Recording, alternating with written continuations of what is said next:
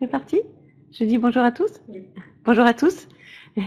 Bonjour à tous. Donc, je suis Claire Delpech. Je m'occupe des questions d'habitat à l'Assemblée des communautés de France et j'ai le plaisir aujourd'hui d'inaugurer avec vous un cycle de webconférences comme on l'avait fait l'année passée sur le thème de l'habitat. Donc il va y avoir 8 conférences différentes. On les a intitulées les jeudis de l'habitat, puisqu'elles auront lieu le jeudi matin, à cette heure-là, à 10h30. Elles vont traiter de toute une série de sujets différents. On parlera de la division pavillonnaire, on parlera de la compétence habitat, on parlera des questions de peuplement aussi, on parlera de la loi égalité-citoyenneté. Donc je vous invite à suivre ce cycle, il est détaillé sur le site de la DCF et sur le site d'Idéal Connaissance, puisque c'est notre partenaire sur ce cycle de l'habitat, des jeudis de l'habitat. Et je rappelle que les inscriptions sont gratuites pour les adhérents de la DCF et du club habitat de la DCF et de France Urbaine.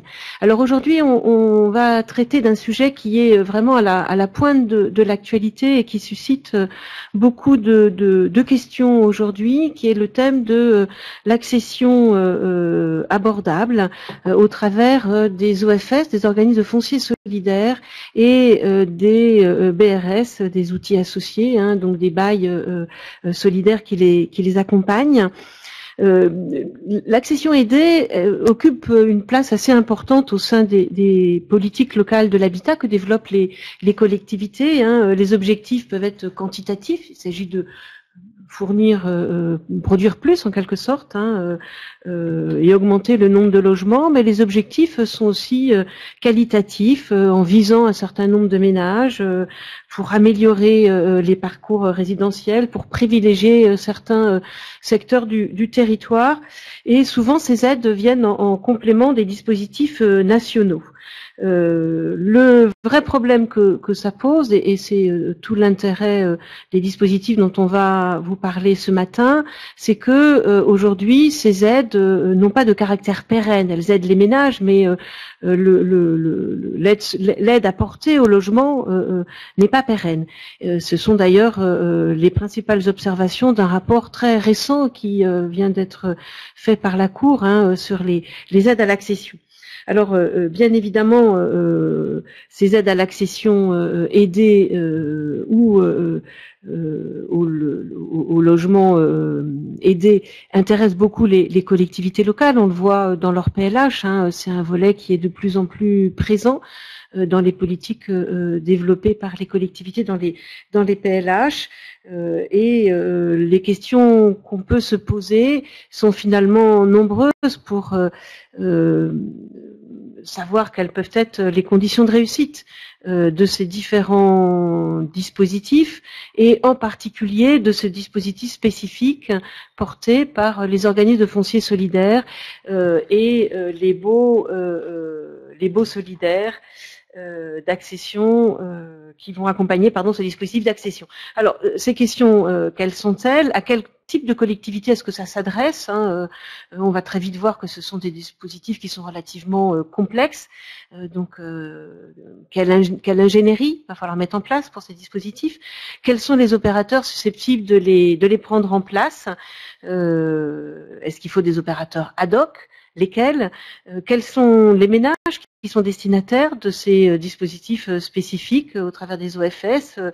Quelle stratégie d'attribution développer? On va voir que ce sont des dispositifs qui n'ont pas forcément une vocation de grande massification. Donc du coup, quelle stratégie d'attribution on peut mettre avec? Quelle stratégie en matière de politique locale de l'habitat, selon qu'on est en secteur tendu ou en secteur détendu?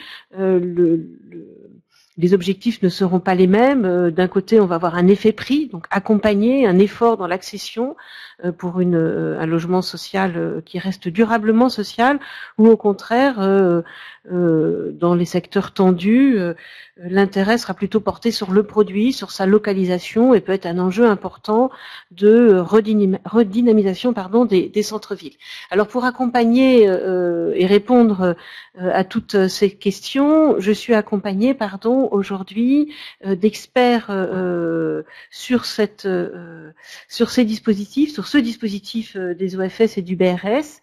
Donc 3 personnes m'accompagnent. Anne-Catherine Ledeuf, que vous connaissez, qui est présente dans nos jeudis de l'habitat, qui est responsable et directrice d'Espace Cité. Caroline Lucas, qui est directrice de la politique de la ville à la ville de Lille. Et puis Vincent Laurier, qui est donc directeur des fédérations des coopératives HLM. Donc je vais très très vite leur laisser la parole. Je vous rappelle que le fonctionnement de cette webconférence est également interactif. Donc vous pouvez poser des questions avec votre clavier et on y répondra au fur et à mesure de l'arrivée de ces questions. Donc je cède la parole tout de suite à Anne-Catherine qui nous fait une présentation technique du dispositif. Bonjour à tous, je vais essayer d'accéder à mon support. Oui. Voilà, ça vient.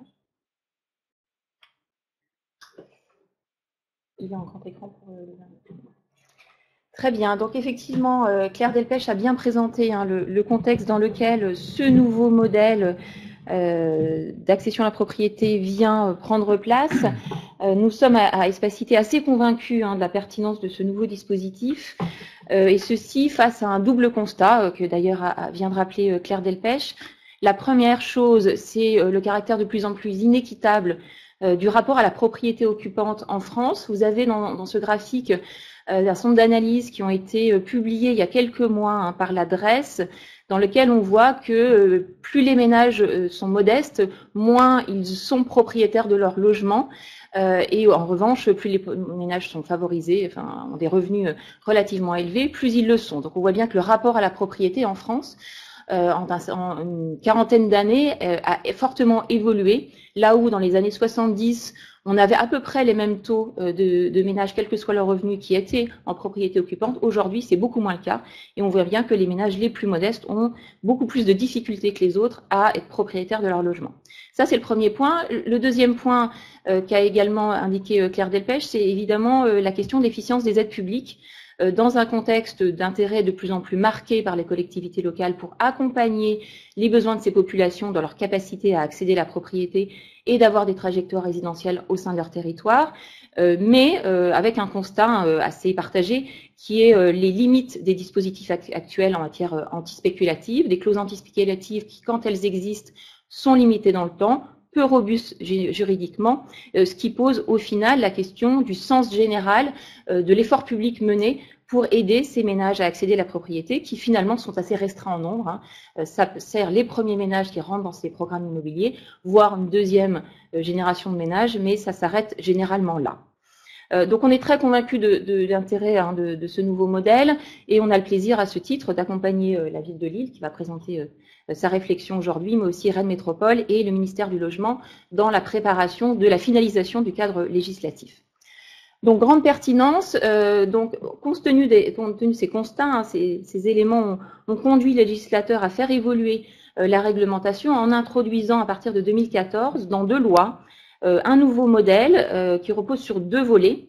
D'une part, ce fameux organisme de foncier solidaire qui a été introduit dans la loi Allure, dont l'objet est de porter dans la très grande durée des terrains sur lesquels seront construits des programmes d'accession à la propriété abordables, avec l'objectif de maintenir leur abordabilité dans le temps.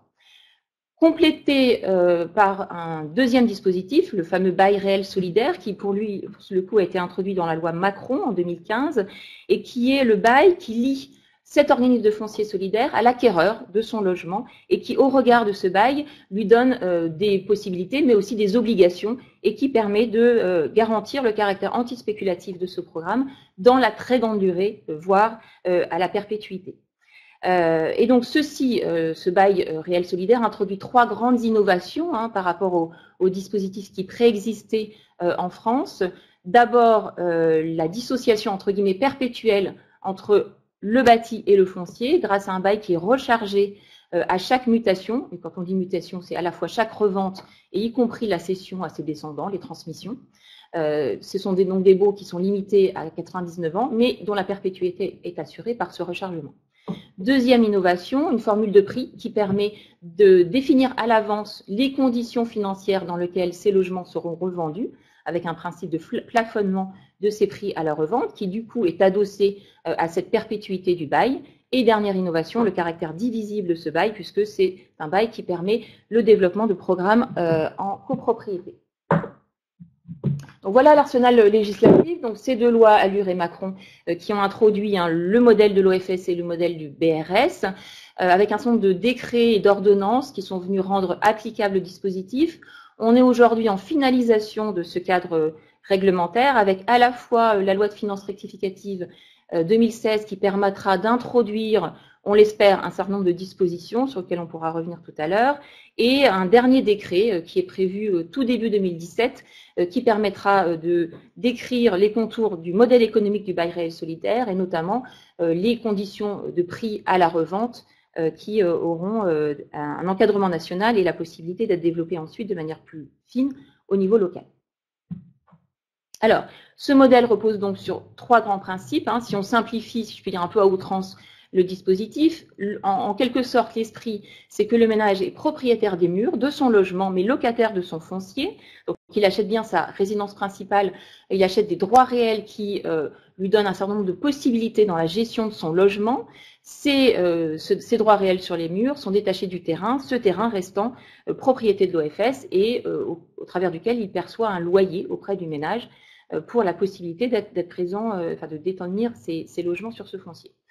C'est l'OFS qui est le porteur à très long terme de ce foncier. Sa philosophie d'intervention, c'est donc cette logique antispéculative, avec un métier de gestion locative de ces biens, puisqu'il perçoit cette redevance auprès du ménage.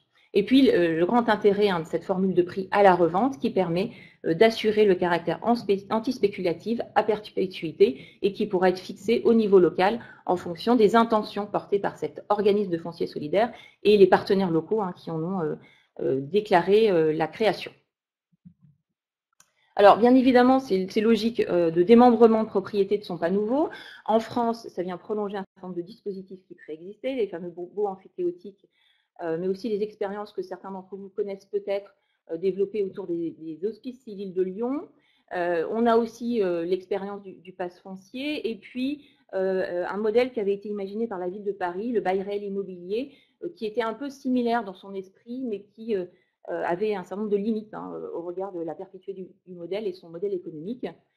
C'est surtout un dispositif qui s'est fortement inspiré de modèles de l'étranger, à la fois des principes de démembrement qu'on connaît au Royaume-Uni, mais aussi l'expérience des Community Land Trust américains, qui vraiment sont positionnés dans cette logique antispéculative et de démembrement entre le foncier et le bâti, permettant à des ménages modestes d'accéder à la propriété dans des conditions beaucoup plus favorables que ce que leur permet bien évidemment le secteur privé. Alors, quelques éléments d'approfondissement sur le dispositif. Je vais rentrer un peu dans le détail sur le fonctionnement de ces opérations en bail réel solidaire, et je dirais quelques mots des conditions auxquelles doivent répondre les organismes de foncier solidaire pour pouvoir être créés. Donc, d'un point de vue un peu opérationnel, voilà un peu le schéma de fonctionnement du dispositif. Le principe, c'est que l'organisme de foncier solidaire acquiert un terrain dans l'esprit de le conserver dans la très longue durée, à perpétuité du fait du renouvellement et du rechargement du bail. Classiquement, sur ce terrain, l'opérateur immobilier, le promoteur, qu'il soit public ou privé, construit son opération d'accession à la propriété, abordable au regard d'un certain nombre de dispositions qui auront été mises en place au démarrage, soit d'aide nationale, soit d'aide locale. Donc assez classiquement, on développe des programmes d'accession à la propriété abordable. Le ménage achète donc les droits réels liés à son logement. Il devient locataire de son foncier. Au quotidien, ce ménage, c'est ce que vous voyez ici, la flèche ne fonctionne pas, à droite, le ménage, donc au quotidien, rembourse son prêt immobilier, donc il a acquis ses murs, et s'acquitte d'un loyer foncier auprès de l'OFS, et classiquement, comme dans tout ensemble immobilier, il paye ses charges de copropriété et ses taxes locales. À la revente, c'est ce que vous voyez en haut du schéma, le ménage doit répondre à un certain nombre de dispositions qui sont prévues dans le bail, un plafond de prix de vente et un plafond de revenus pour le ménage acquéreur. Et ensuite, et c'est ce que vous voyez en bout de course du dispositif, c'est son caractère perpétuel, ces clauses qui sont introduites dans le bail permettent à un nouveau ménage modeste d'accéder à la propriété puisque le logement continue d'avoir un caractère abordable du fait de cette formule de prix et cible des ménages dont les ressources sont limitées. Alors, ce qui est important d'avoir à l'esprit, c'est que ce modèle est assez généraliste. Il a la possibilité de s'appliquer dans des contextes assez différents, à la fois en termes de marché immobilier, même si bien évidemment le sens général du dispositif, c'est de rendre plus abordable dans la durée des logements dans les secteurs tout particulièrement tendus, dans lesquels effectivement les ménages modestes ont beaucoup de difficultés à être propriétaires de leur logement. Mais il nous semble, on verra si on a le temps de l'aborder dans les débats, que c'est aussi un dispositif qui a un certain nombre d'intérêts dans d'autres conditions, même si le sens général de l'introduction dans la loi n'était pas forcément celui-là. Différents contextes également de filière de production de foncier. C'est un foncier qui peut être maîtrisé par la collectivité et en ce cas, bien évidemment, ça permet d'assurer au départ une minoration foncière qui, de ce fait, fait partie des conditions dans lesquelles le logement est plus abordable, mais c'est aussi des filières qui peuvent s'adresser à la filière privée, c'est-à-dire que l'OFS achète son foncier aux conditions du marché à charge pour lui, pour les promoteurs par contre, de trouver des dispositifs d'aide publique qui permettront de rendre ce logement au départ abordable. C'est un dispositif qui peut être mis en place dans le neuf. C'est le schéma que je vais présenter tout à l'heure, c'est le schéma le plus classique où on a un foncier sur lequel on bâtit du logement abordable qui reste abordable à perpétuité, mais c'est des dispositifs qui peuvent être aussi mis en place dans l'ancien, avec ou sans travaux, en diffus ou en bloc. Et il est très important dans le développement de ces modèles d'avoir une connaissance fine de l'existence ou pas de logements concurrentiels à ces dispositifs, notamment les logements en PSLA, puisque bien évidemment, le caractère anti-spéculatif du BRS est très différent de celui du PSLA à terme. Donc il est important d'avoir une bonne connaissance des dispositifs qui existent en parallèle, voire dans un certain nombre de cas, et c'est vrai que c'est le cas de la réflexion de certaines collectivités, ça conduit un certain nombre de collectivités à imaginer la généralisation du BRS, c'est-à-dire que toutes les opérations d'accession aidées à la propriété pourraient basculer en BRS, puisque ça assure le caractère totalement anti-spéculatif dans la durée de ces modèles et de l'engagement des aides.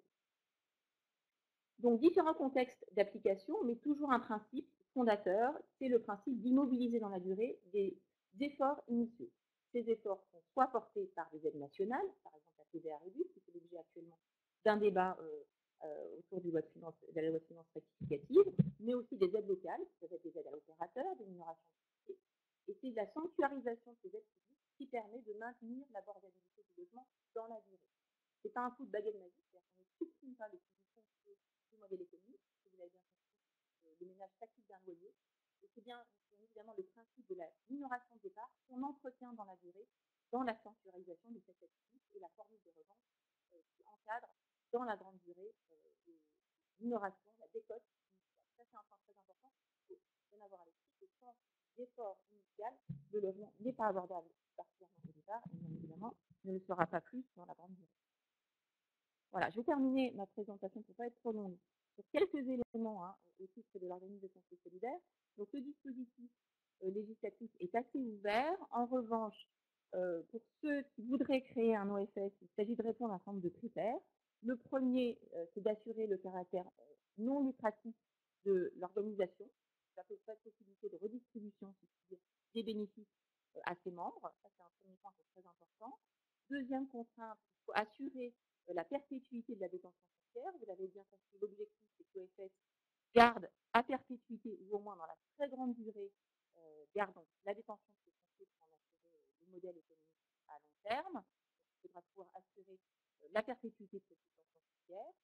Une troisième disposition qui est en train d'évoluer par amendement, il a été au départ imaginé que l'organisme de conseil solidaire devrait exercer cette activité, celle que je viens de décrire, à titre principal. Ça veut dire que pour ceux qui sont en train de créer leur OSS, je vous en dirai quelques mots, c'est assez contraignant quand même sur les premières opérations. Aujourd'hui, je crois que le cadre législatif oblige à la création d'une structure nouvelle pour pouvoir assurer cette chose d'activité principale. Et l'OSS doit être agréé par le qui permet de rendre opérationnel la création de cette entité. Retour d'expérience sur les premières démarches, trois types de statuts sont particulièrement étudiés dans les travaux que nous on mène les uns des autres, les statuts associatifs, au regard de la possibilité pour les collectivités locales d'être présentes dans leur gouvernance. Ça présente également l'intérêt d'une relative rapidité de création. des statuts de fondation ou fonds de dotation dont l'intérêt c'est de pouvoir mobiliser des fonds et les statuts coopératifs au regard de la gouvernance.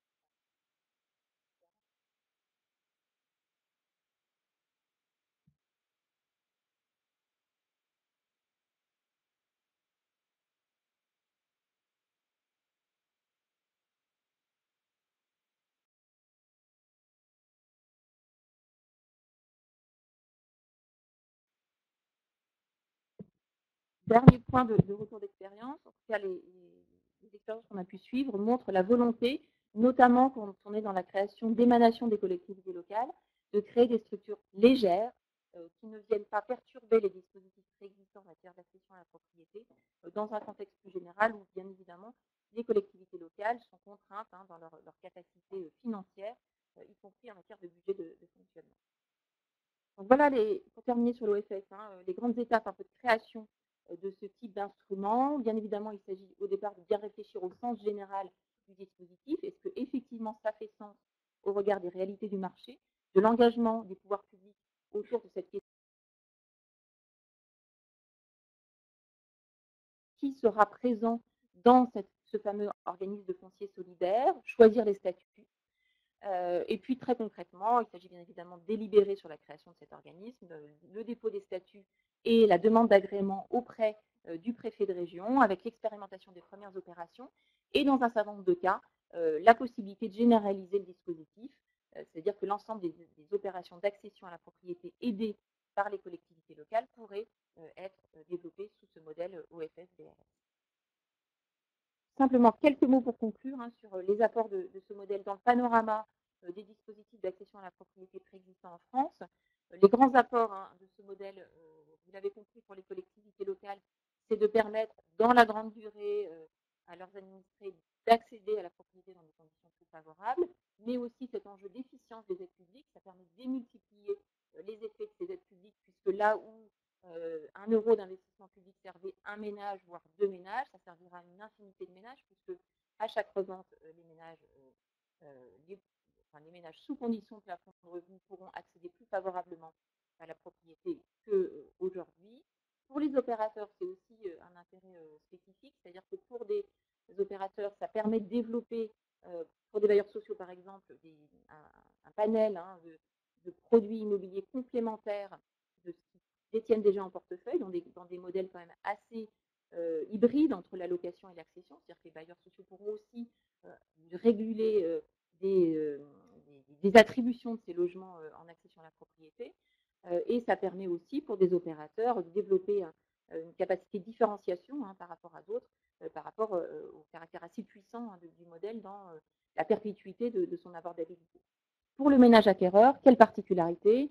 Il est détenteur de droits réels, donc son patrimoine peut être transmissible, hypothéqué, il peut le céder à ses descendants, donc ça c'est tout à fait important.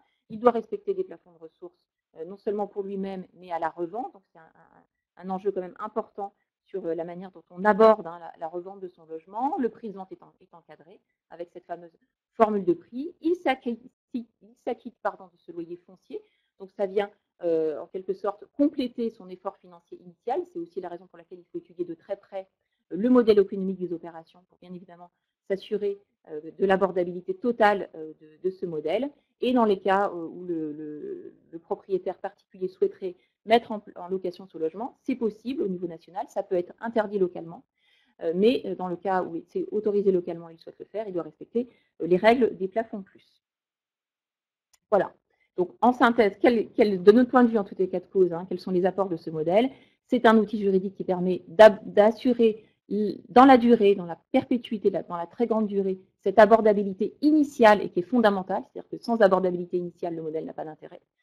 C'est un coup de pouce supplémentaire quand même sur les premières opérations grâce, on l'espère, à la mobilisation du prêt Gaïa de la Caisse des dépôts qui permet indirectement aux ménages de bénéficier de ces prêts bonifiés de la Caisse, donc des prêts dans la très longue durée, sur 60 ans, mais aussi à des taux d'intérêt qui, si les taux dans le secteur privé remontent, sont aussi très intéressants indirectement pour le ménage. Et c'est aussi un modèle qui nous semble être extrêmement intéressant dans la maîtrise qu'il permet de l'évolution d'un certain nombre de patrimoines immobiliers, notamment dans les secteurs détendus, dans lesquels on voit un certain nombre de copropriétés qui évoluent difficilement, qui se fragilisent, avec la présence de l'OFS sur le chemin critique des ventes, c'est un dispositif qui permet assez directement d'assurer la bonne maîtrise, la bonne gestion de ces ensembles immobiliers d'un point de vue social et patrimonial. Peut-être avant de passer la parole à Lille, on a quelques petites questions déjà. Je les prends dans l'ordre en fait. Alors on nous demande si l'OFS doit-il obligatoirement être à but non lucratif? La réponse est oui, effectivement, c'est une des clauses obligatoires à respecter. Et on nous demande ensuite quelles sont les conditions pour obtenir l'agrément régional et dans la foulée, est-ce qu'on est sûr que les OFS pourront être créés dès 2017? Alors là, on pourrait faire une réponse à plusieurs voies, je pense. Je pense que les premières demandes d'agrément feront un peu jurisprudence. Donc, on peut imaginer que Lille sera un excellent exemple de conditions selon lesquelles le préfet se positionnera sur cette demande d'agrément. Mais dans la loi, effectivement, il y a un certain nombre de dispositions qui sont écrites, mais qui sont écrites de manière assez légère. Hein, donc, c'est pour ça que je pense que c'est les premières opérations qui feront un peu jurisprudence. Est-ce que les OFS pourront être créés dès 2017? On l'espère, notamment Lille l'espère très fortement, puisque le dernier décret relatif au BRS est attendu pour tout début 2017. Alors, jusqu'à présent, on pensait janvier, on dirait peut-être plutôt premier trimestre.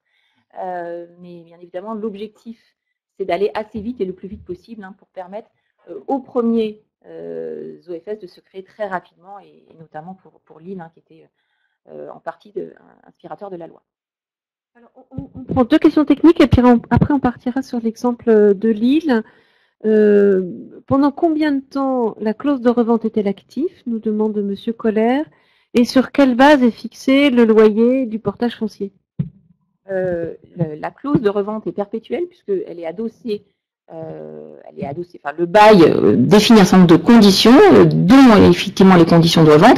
Et comme vous l'avez compris, ce bail est rechargé à chaque revente. Donc ce bail est en quelque sorte, les clauses adossées à ce bail, si on en maintient les termes, parce qu'on peut les faire évoluer dans un certain nombre de cas, sont perpétuelles. Donc c'est bien ça l'innovation du dispositif, c'est qu'on a des clauses entre guillemets antispéculatives perpétuelles. Là aujourd'hui, en général, elles sont limitées à 10 ans. Et au titre du loyer foncier, c'est l'étude du modèle économique qui le permettra de déterminer. Le loyer foncier permet notamment d'assurer le remboursement du prêt foncier que l'OFS va contracter, puisque l'OFS achète le foncier, il l'achète généralement grâce à un prêt, et pour équilibrer, enfin permettre de rembourser ce prêt, il a accès à ce loyer auprès du ménage, un peu comme dans le modèle du financement du parc locatif social en quelque sorte. Ce loyer foncier, ceci dit, n'est pas forcément indexé très directement sur le prêt immobilier, le prêt foncier pardon de la part de l'OFS. Il peut aussi prendre en considération les frais de fonctionnement de l'OFS ou toute autre disposition. Il y a une grande liberté en tout état de cause qui est permise à ce titre. Ce qui est très important toutefois, c'est de bien être attentif à la réceptivité, si je puis dire, marketing de ce loyer, puisqu'il faut que ce loyer quand même reste minoré, raisonnable pour le ménage acquéreur, puisque ça vient compléter son effort financier, et que là où il rembourse son prêt immobilier en général maximum sur 25 ans, il va s'acquitter d'un loyer foncier sur toute la détention de son logement. Donc il faut être très attentif au caractère raisonnable de ce loyer pour maintenir la philosophie de départ.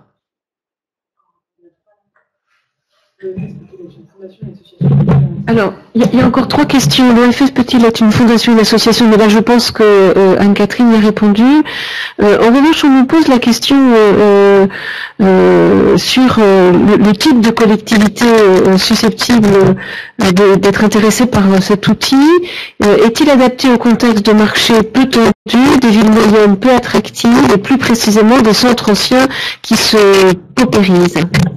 Alors d'un point de vue économique, le modèle est tout particulièrement destiné à rendre le logement plus abordable. Donc dans les territoires dans lesquels on voit un découplage, ça peut être le cas y compris dans certains secteurs détendus, hein, entre les revenus des ménages qu'on veut accompagner et les prix de l'immobilier au regard de ce coup de pouce du prêt Gaïa, et s'il y a des aides publiques qui sont mobilisées, alors dans la très grande durée, on peut permettre à des ménages d'accéder plus facilement à la propriété, mais plus globalement, on est assez convaincu de l'intérêt du dispositif dans les secteurs dans lesquels le sujet n'est pas forcément uniquement, voire pas du tout, de rendre les logements plus abordables, mais d'éviter la dégradation d'ensemble immobilier, puisque encore une fois, comme l'OFS agrée les ventes, il peut être tout particulièrement attentif aux conditions dans lesquelles les ménages acquièrent leur logement, y compris les ménages un peu trop modestes, c'est-à-dire que il est prévu que l'OFS examine la capacité financière des ménages et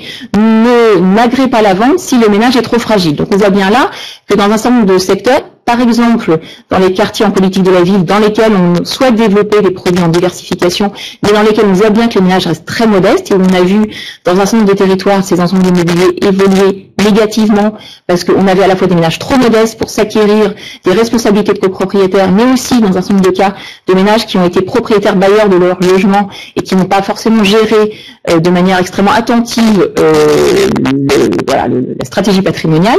Dans ces contextes-là, puisque l'OFS peut agréer ou pas la vente en fonction de ses conditions financières d'une part, et bloquer, c'est-à-dire éviter le statut de propriétaire bailleur, on voit bien que dans ces contextes-là, même si le sujet c'est pas de rendre le logement plus abordable, le modèle est intéressant puisqu'il permet de sécuriser qui achète et dans quelle stratégie patrimoniale il achète.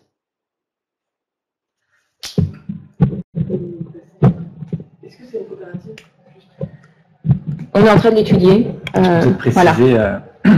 Effectivement, assez naturellement, on voit que les deux critères d'agrément d'un OFS, c'est de justifier du caractère non lucratif et de la pérennité des baux, et donc la simple lecture de ces deux critères fait que spontanément, on peut penser que seules les associations et les fondations pourraient être agréées OFS par les préfets. Néanmoins, nous, en tant que Fédération des coopératives, on est convaincus que la forme coopérative a un intérêt sur ce sujet-là, notamment par la gouvernance participative qu'elle induit. Et donc on a plaidé et obtenu de la part de l'administration que dans le décret de septembre 2016 qui fixe un peu les conditions d'agrément des OFS, il n'y ait pas de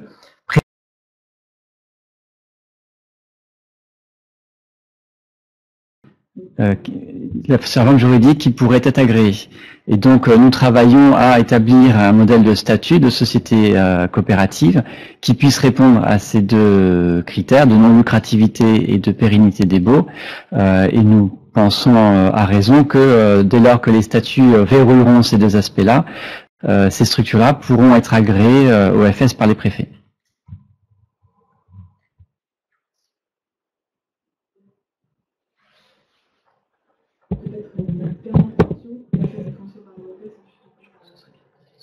Oui, je pense que ce serait peut-être, on reprendra les questions après, et je suggère que maintenant on parte sur l'expérience lilloise.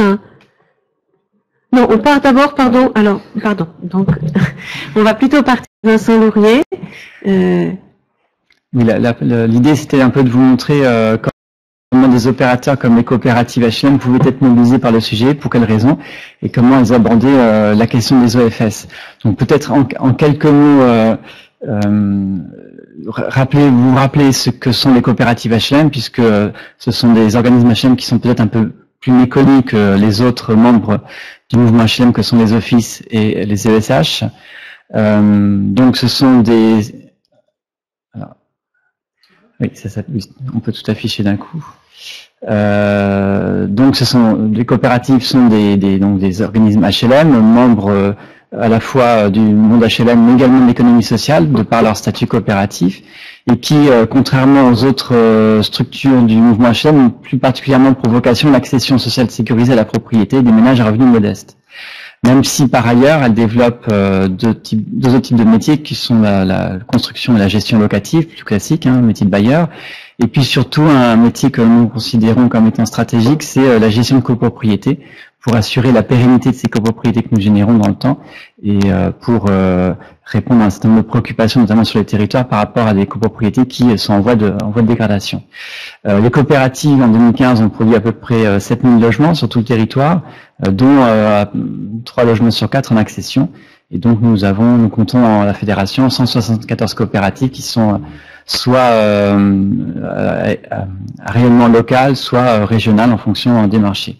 Et donc l'ADN des coopératives, c'est vraiment l'accession sociale sécurisée, qui est maintenant clairement définie par les textes et par la pratique, puisque c'est à la fois un produit de qualité qui répond à des plafonds, on a des critères de prix plafond fixés par la réglementation, destiné à une clientèle à revenus modestes, qui donc doit répondre à des critères de revenus, s'appuyant sur un accompagnement social, puisque les coopératives s'engagent pendant 15 ans à garantir le rachat et le relogement de leurs accédants à la propriété s'ils devaient connaître des difficultés personnelles ou professionnelles.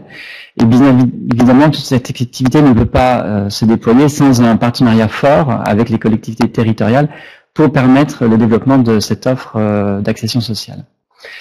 Alors, tout ça a conduit les coopératives à rechercher en permanence des voies et moyens pour assurer l'abordabilité des logements qu'ils construisent. Et donc, sur ça, on a 3 types de points d'appui. Le premier point, c'est tout ce qui concerne le prix de revient technique des logements. On a exploré toutes les questions sur l'industrialisation du bâtiment, la meilleure façon de réduire ce prix de revient par l'organisation des chantiers, par la filière sèche, enfin, tout un certain nombre de sujets qui mobilisent l'ensemble des acteurs de la construction pour peser sur les prix techniques du logement.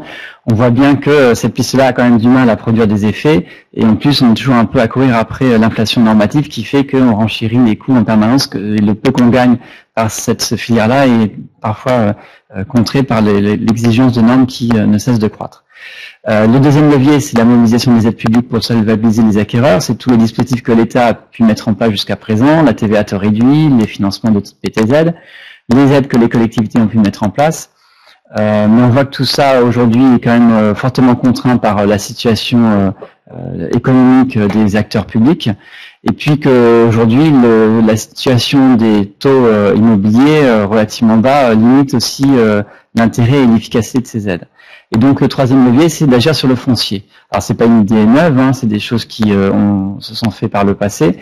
Nous-mêmes au sein des coopératives, on avait expérimenté il y a une dizaine d'années des expérimentations de dissociation sur un peu sur le modèle hollandais du Copour. Il y a eu donc la période du pass foncier qui a un peu popularisé ce type de démarche. Et puis plus récemment, nous développons, en tout cas certaines coopératives développent ce qu'on appelle le COP foncier, qui est une sorte de pass foncier avec dissociation pendant 20 à 25 ans et ensuite retour à la pleine propriété des acquéreurs. Néanmoins, le fait de neutraliser de manière permanente le foncier nous paraît comme étant une voie intéressante à explorer.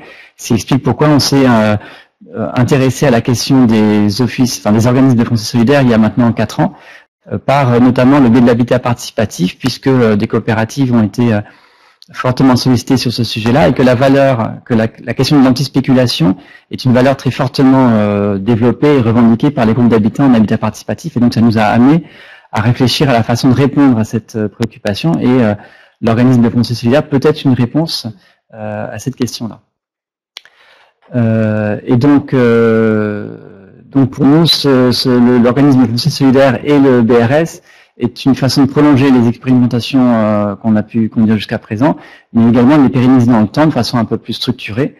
Et puis c'est également une réponse à la préoccupation des collectivités locales qui, pour certaines d'entre elles, consacrent des montants importants à la politique d'accession sociale et qui, dans une période de difficultés budgétaires, sont aujourd'hui, s'interrogent sur l'efficacité sociale et économique de ces investissements.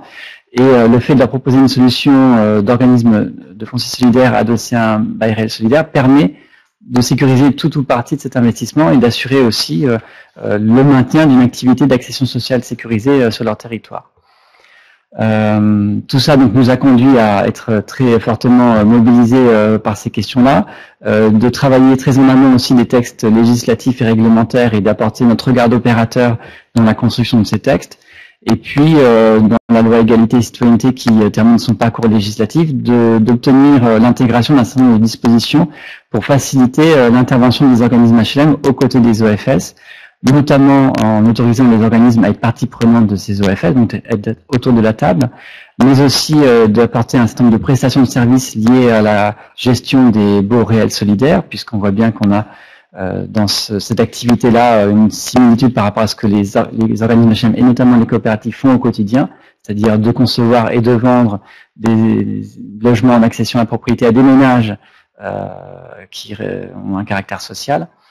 Et donc ces éléments-là sont dans le projet de loi égalité et citoyenneté et donc vont permettre, une fois que ce projet sera promulgué, d'assurer une bonne collaboration entre les organismes et ces OFS. De notre point de vue, mais ça a été déjà un peu évoqué pour les collectivités locales, ce modèle-là répond à une préoccupation non seulement donc de maintien et de pérennité de l'efficacité des investissements des collectivités locales, mais vient rajouter un maillon peut-être peu existant ou faible dans l'ensemble des outils à la disposition des collectivités locales qui leur permettront d'agir sur leur territoire de la même façon qu'ils le font en locatif. Et puis pour les ménages, mais ça on y reviendra, c'est une façon de maintenir une offre de logements abordables sur les territoires et de façon sécurisée et accompagnée, qui sont les caractéristiques de l'action sociale sécurisée des organismes HLM, et qu'on retrouvera là, puisque il y aura cet accompagnement qui sera assuré pendant toute la durée du bail, et même au moment de la mutation. Alors, donc quel rôle peut jouer une coopérative HLM dans ce dispositif? Le premier rôle identifié, c'est d'apporter sa compétence d'opérateur spécialisé à l'OFS. D'une part, en étant parmi les opérateurs qui vont pouvoir concevoir et développer des opérations sur les terrains mis à disposition par l'OFS, avec une commercialisation adaptée. Et la commercialisation adaptée, c'est celle que font déjà naturellement les coopératives HLM, donc c'est pas une difficulté pour elles. La deuxième mission, ça pourrait être d'assister donc l'OFS dans ses missions liées à la gestion des BRS dans le temps. Et puis, dans certains cas, de participer à la gouvernance de l'OFS et d'apporter son regard d'expert, de professionnel sur le sujet. Le deuxième type d'intervention, c'est de force de proposition dans la constitution des OFS, en prenant l'initiative de présenter le modèle aux collectivités locales et même d'être à l'origine de la création de certains de ces outils pour développer une action sur des territoires où peut-être que les collectivités locales seront moins demandeuses ou moins en situation de se mobiliser, et néanmoins où on a besoin de développer ce type d'opération pour maintenir et proposer une offre d'accession abordable. Enfin, tout ça doit nécessiter donc des conditions de réussite, parce que au-delà des questions, je veux dire, législatives, réglementaires et mécaniques, il faut malgré tout que les personnes qui vont acheter des logements dans ce cadre-là bénéficient de dispositifs aussi intéressants, voire plus intéressants que dans un cadre normal. Sinon, clairement, on aura du mal quand même à les motiver à développer ce type d'accession. Ça passe par une équité de traitement de ces accédants par rapport aux autres formes d'accession sociale. Et donc, un accédant qui souhaite acheter son logement BRS doit bénéficier des mêmes conditions de soutien que s'il souhaitait acheter en PSLA ou en accession sociale plus classique. Et donc, c'est pour ça que nous avons milité avec d'autres pour que les acquéreurs puissent bénéficier d'une TVA à taux réduit lorsqu'ils achètent un logement neuf en BRS. Et donc ce point-là a fait l'objet d'un vote favorable hier soir à l'Assemblée nationale. Donc maintenant, il faut que ce soit confirmé dans la suite du débat parlementaire. Mais le gouvernement a donné un avis favorable à cet amendement. Donc aujourd'hui, on peut estimer que ce point-là est réglé. De la même façon, on souhaiterait que les ménages puissent bénéficier des financements de droit commun d'accession sociale, le prêt à taux zéro, le prêt passe. Sur ce point-là, il reste encore un effort de conviction à produire pour les prochaines semaines, et la Fédération prendra toute sa part dans ce travail-là, puisque ce point-là n'a pas été réglé par la loi de finances encore.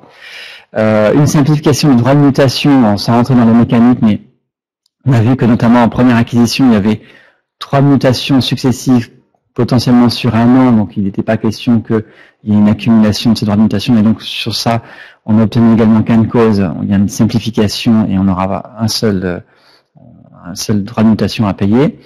Et puis le dernier point que nous avions identifié, c'était la question de la taxe foncière sur la propriété bâtie, puisque vous savez qu'en prêt social location accession, les acquéreurs peuvent bénéficier d'une exonération sur 15 ans. Et donc on avait proposé un mécanisme là où il y avait la taxe foncière trouvée à être payée par le preneur du BRS, mais avec un abattement qui correspondait grosso modo à la part du foncier qu'il n'avait pas à supporter. Ce point-là n'a pas été réglé non plus, mais peut-être que vous savez que la question de la taxe foncière sur les propriétés bâties du logement social fait l'objet actuellement au Parlement de fortes discussions, donc on a été impacté par ce débat-là. On ne désespère pas d'y revenir en deuxième lecture. Donc on voit qu'on arrive quand même à clarifier l'ensemble de ces aspects du mode opératoire. Il reste encore des points à régler, et c'est il est important quand même que ces points soient réglés assez rapidement pour avoir une vue claire sur la façon dont on va pouvoir non seulement monter ces opérations, mais surtout les vendre. Deuxième condition de réussite, c'est d'avoir la capacité des acteurs locaux à s'approprier le PRS.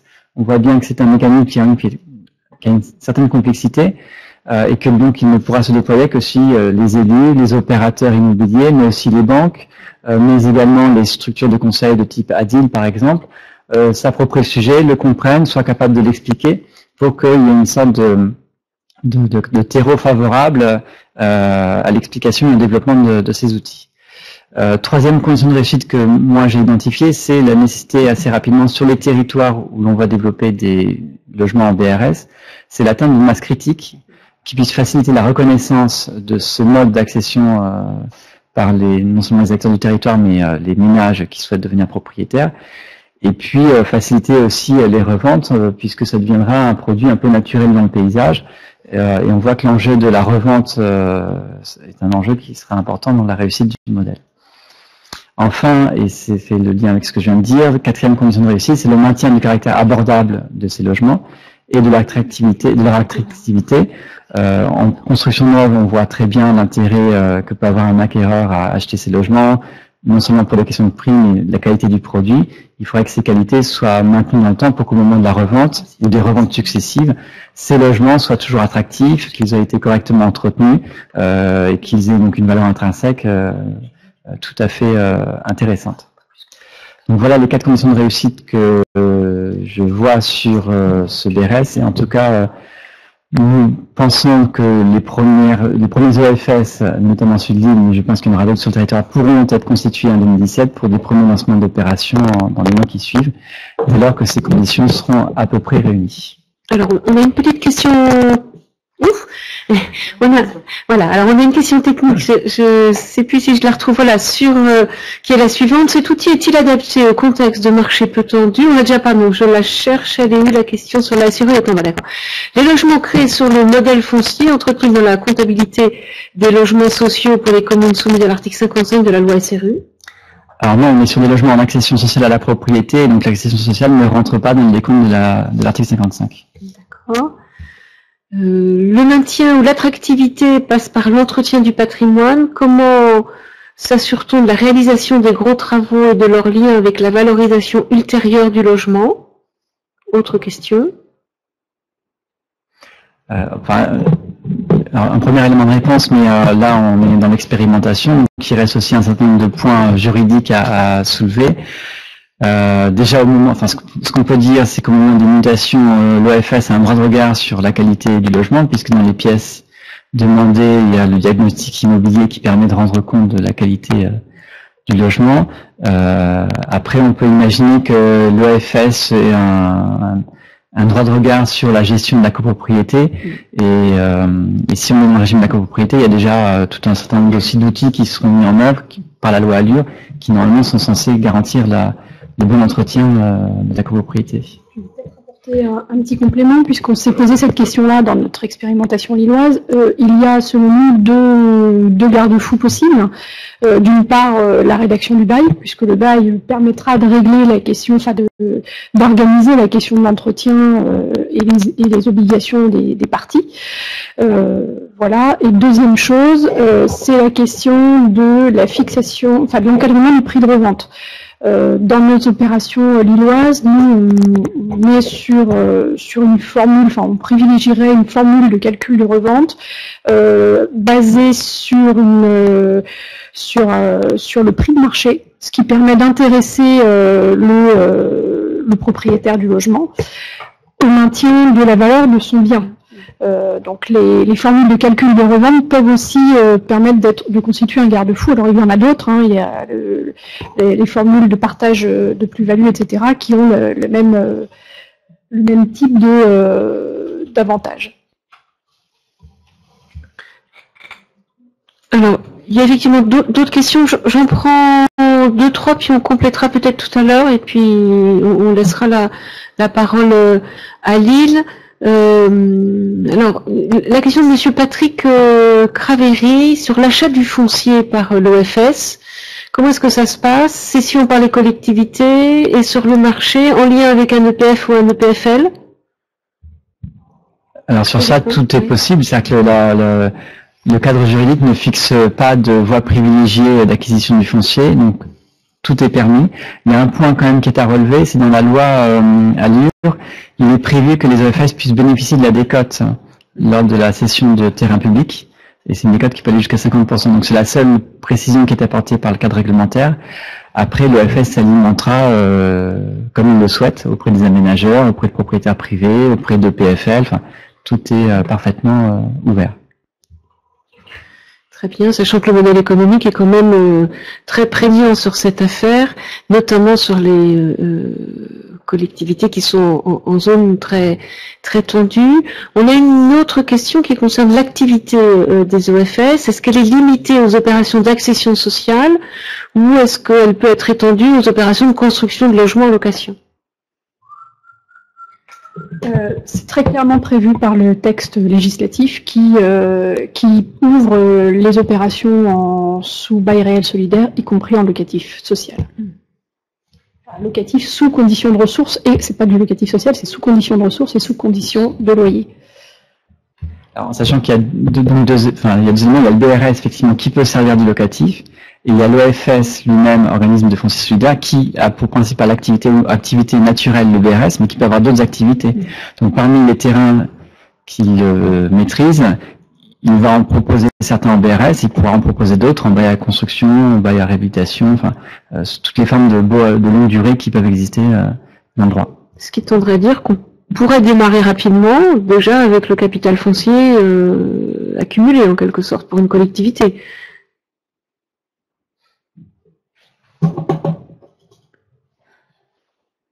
Oui. Voilà.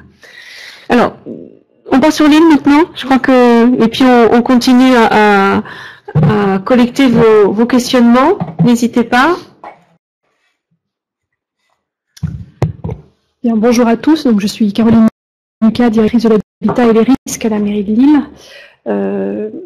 Moi, je ne vais pas revenir sur un certain nombre de points qui ont été évoqués ce matin, notamment sur le fonctionnement, puisque je pense que ça a été présenté très clairement, mais plutôt vous illustrer la réflexion qui a eu lieu à la ville de Lille, en lien avec de nombreux partenaires, puisqu'on ne l'a pas fait tout seul, et puisque la ville de Lille a été l'un des fondateurs finalement de ce dispositif via ses élus. Je vais peut-être d'abord revenir sur le contexte lillois qui me semble important de préciser pour comprendre la façon dont s'est déroulée cette réflexion sur notre territoire. Lille, c'est une finalement assez petite ville, 225 000 habitants, mais dans une agglomération d'1 200 000 habitants, aussi grande quasiment à quelques dizaines de milliers près que l'agglomération de Lyon. C'est une commune qui est sous la pression de l'ensemble de la métropole, donc sur un petit territoire avec un faible nombre de logements, qui comporte 75% de parc locatif, donc avec une très forte tension du parc locatif. Près de la moitié du parc locatif de toute la métropole lilloise est située dans la ville de Lille. Nous sommes un marché constitué de beaucoup de petits logements avec très peu de familles. On détient le record du pourcentage de célibataires sur notre commune. Ça n'est pas anecdotique puisque ça dit bien l'enjeu de l'accueil des familles sur notre territoire, même s'il existe dans la plupart des villes-centres. Il est vraiment très important sur notre commune. Nous sommes un marché très tendu, ça n'a pas toujours été le cas, mais au cours des 10 dernières années, les prix ont très fortement monté à Lille. Les niveaux de loyer ont augmenté de 70%, alors que la moyenne nationale c'est 50% d'augmentation. Les prix dans l'ancien sont autour de 3 000 € du mètre carré, ce qui est élevé pour une ville de province, même une ville-centre. Et paradoxalement, nous sommes une ville avec des revenus plus faibles que les autres grandes villes de France, puisqu'on se situe au 18e rang des 20 plus grandes villes de France en termes de revenus médians. Donc on a véritablement un enjeu de développement de logements abordables, tant en locatif, même si la ville de Lille aujourd'hui remplit ses obligations en matière de logement locatif social, mais aussi en matière d'accession à la propriété. Tout cela a été mis en évidence par une étude des chaînes de mobilité résidentielle que nous avions confiée en son temps il y a quelques années à Jean-Pierre Lévy et qui avait bien mis en évidence la nécessité de développer un parc relativement important d'accession sociale à la propriété sur le territoire lillois. La réponse politique, donc, elle est forte, hein, puisque le maire de Lille a fait du logement l'une de ses principales priorités et a confié à Audrey Linkenheld la conduite de cette action. Audrey Linkenheld, qui est députée du Nord et qui, ça ne vous a pas échappé, a porté les amendements relatifs à l'EFS et DRS dans la loi Allure puis la loi Macron. La réponse politique consiste à doubler la production de logements, 12 000 logements sur le mandat 2008-2014, puis 10 000 nouveaux logements, ce qui correspond à un doublement de la production. À imposer, puisque maintenant cela figure dans le PLU, 30% minimum de logements locatifs sociaux et 12% d'accession aidée à la propriété minimum.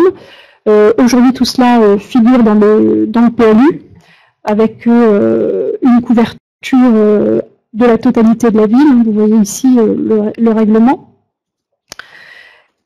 Des prix de sortie qui ont été fixés en matière d'accession aidée à la propriété à 2050 € du mètre carré TTC pour l'accession dite sociale et un deuxième plafond à 2400 € TTC du mètre carré pour l'accession intermédiaire.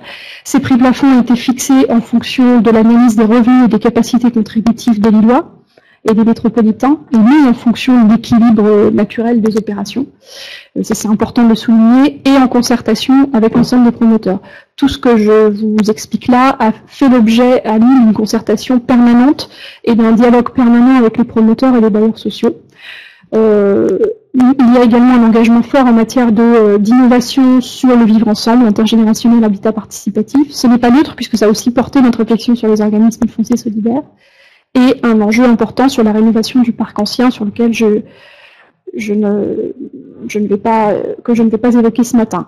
Nous avons donc à Lille plusieurs outils qui existent depuis 2008. C'est le taux de TVA, enfin un grand secteur de TVA à taux réduit du fait d'un dossier en rue très important sur notre territoire. Vous le voyez, la TVA à taux réduit couvre presque plus de la moitié de notre territoire. Nous avons des servitudes qui obligent à la production de logements locatifs sociaux et en accession à la propriété. Ça a aussi un impact, c'est qu'à Lille, l'accession sociale à la propriété est également développée par les promoteurs. Donc nous avons à la fois les bailleurs sociaux qui sont mobilisés sur cette politique, mais également les promoteurs qui ont parfaitement adhéré à cette politique et qui aujourd'hui s'adressent à cette clientèle, qui n'est pas une clientèle naturelle des promoteurs immobiliers. Voilà, la ville de Lille a également soutenu financièrement le développement de l'accession sociale à la propriété et a également soutenu le développement d'une politique foncière en lien avec l'établissement public foncier et la métropole européenne de Lille. Les résultats sont plus qu'encourageants, ils sont positifs, puisque depuis 2008, Lille a programmé près de 2200 logements en accession abordable à la propriété, près de la moitié à moins de 2050 € du mètre carré. Les cibles sont atteintes puisque les familles sont au rendez-vous sur les grandes typologies. Nous avons plus d'un tiers des logements qui sont vendus à des locataires du parc HLM, donc ça s'adresse bien, notre produit s'adresse bien à la bonne cible. On a mis des clauses antispéculatives, on a travaillé, on a essayé de faire en sorte qu'elles soient les plus sécurisées possibles. Néanmoins, notre plus grand regret, c'est que ces logements n'ont pas une vocation sociale pérenne. Donc c'est une politique qui coûte relativement cher aux collectivités locales, avec finalement assez peu d'effets dans le temps, même si ces effets immédiats sont réels, et peu d'efficacité finalement de cette dépense, dans la mesure où ces logements n'étant pas pérennes, on n'arrive pas à mettre sur le marché un stock de logements abordables pérennes. Donc ça fait plusieurs années qu'on y réfléchit à cette question-là. On a interrogé à plusieurs reprises des juristes qui nous ont indiqué que le modèle du CLT n'était pas transposable en droit français. Donc voilà, on tournait un petit peu en rond depuis quelques années. Et finalement, la ville de Lille étant très impliquée dans le réseau national des collectivités locales pour l'habitat participatif, comme le disait tout à l'heure Vincent Lourier, il y a eu une assez forte réflexion au sein de ce réseau et des acteurs de l'habitat participatif en règle générale sur la question de la non-spéculation et sur la volonté de trouver un modèle pour développer des formules de type CLT sur le territoire français. Ce qui nous a motivé on a rencontré, enfin notamment il y a Lyon qui était très partant et très motivé sur la question. Nous avons rencontré le Community Land Trust de Bruxelles. On a eu la chance, c'était vraiment un ensemble de rencontres au sein de ce réseau. On a eu la chance de rencontrer un notaire qui nous a parlé de l'arrêt de Maison de la Poésie, qui était quelque chose d'incompréhensible pour nous sur le coup, mais qui était un arrêt du Conseil d'État qui actait la validité juridique de la question du droit réel détachable. Et c'est vraiment ça qui a permis de constituer tout le fondement des organismes de foncier solidaire et du bail réel solidaire. Sans cela, on aurait totalement échoué.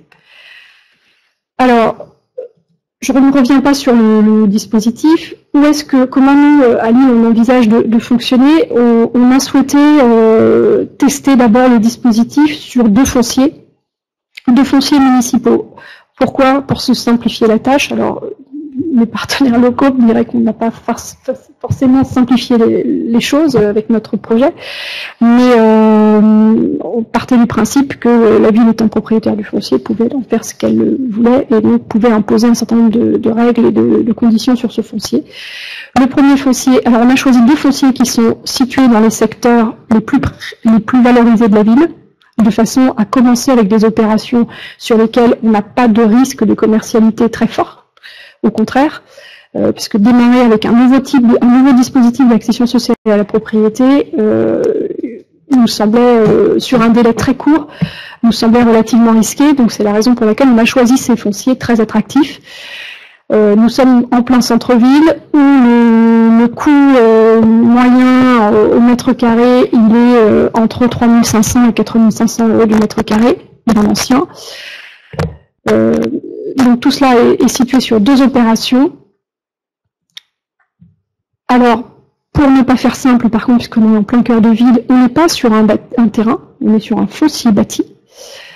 Ça, c'est important de le dire. La première opération, donc, il s'agit de l'opération Cosmopole. Notre première opération de FS s'intégrera dans un programme mixte constitué de 20 000 m², constitué d'un hôtel, d'une galerie d'art, d'un centre culturel, de 210 logements, dont 83 libres, 54 logements en ULS-PLS, 48 logements locatifs sociaux plus PLAI et 25 logements en accession sociale à la propriété en BRS. Ces logements-là étant disséminés dans l'ensemble de l'opération, puisqu'il y a une mixité à l'échelle de la totalité de l'opération. Le montage, il y a donc eu un appel à projet lancé auprès des promoteurs. Le promoteur retenu est Finapar, il est en cours d'obtention du PC. Il achètera le foncier à la ville, l'ensemble de l'assiette foncière. Il revendra le foncier dédié, c'est-à-dire les volumes, à l'organisme de foncier solidaire, qui lui établira un bail réel solidaire. Et ensuite, le promoteur va vendre en VFA, faire les travaux de construction, etc. Aujourd'hui, on en est à la délivrance du permis de construire. Les cessions foncières doivent avoir lieu dans le courant du premier semestre 2017 pour un démarrage des travaux fin du premier semestre.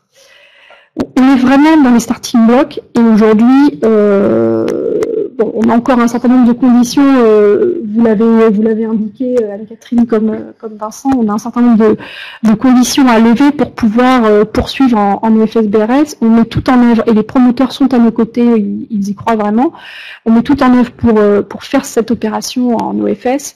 Néanmoins, si les conditions ne sont pas réunies dans les délais opérationnels, on devra procéder autrement, vraisemblablement revenir à du PSLA. Mais pour l'instant, tout le monde est mobilisé pour faire aboutir cette opération, y compris les promoteurs.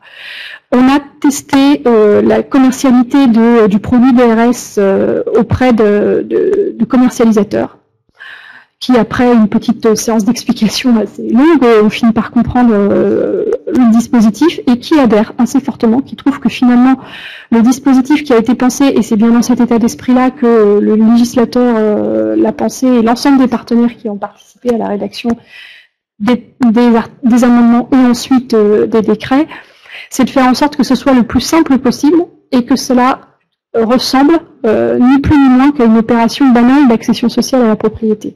C'est-à-dire que l'acquéreur, il est vraiment propriétaire de son logement il est liquide, c'est-à-dire qu'il peut le revendre, il peut le gager, il peut le donner en héritage, Il y a quand même, il a juste une condition, c'est une condition de prix à la revente et une condition de profil d'acquéreur. Et en cas s'il ne trouve pas un acquéreur, il y a de toute façon une forme de sécurisation puisque l'OFS est obligé de l'acquérir sur demande du vendeur. Donc il y a un dispositif qui fonctionne vraiment très bien. On n'est pas rentré dans tous les détails, mais tout a été pensé, les droits des conjoints survivants, etc. Tout a été prévu.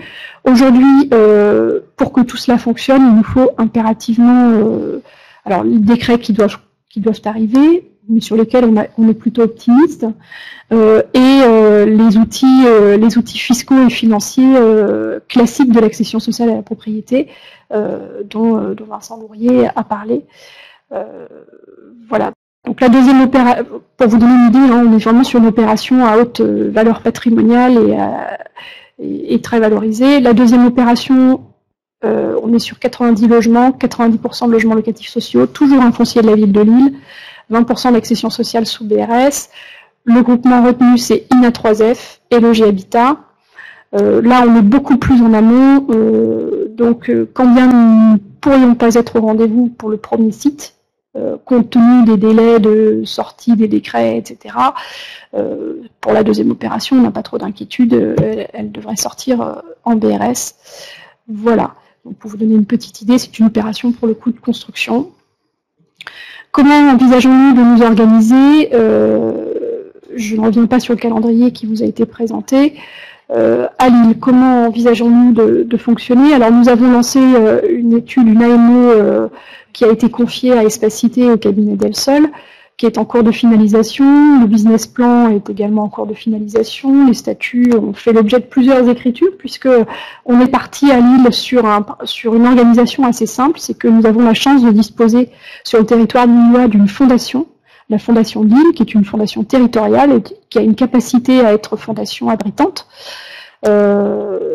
et qui est tout à fait partante à nos côtés pour monter un organisme de foncier solidaire. L'intérêt de la fondation abritée, c'est que c'est très simple à monter, et puis ça permet de disposer de tous les avantages d'une fondation en termes notamment de possibilité de capter des fonds privés, puisque nous, on n'imagine pas que l'EFS soit un outil purement public. Enfin, je pense que c'est important parce que j'entends beaucoup de personnes poser la question du financement par les collectivités de l'ensemble de l'outil. Nous, on n'envisage pas une seconde que ce soit uniquement les collectivités locales qui financent cet outil.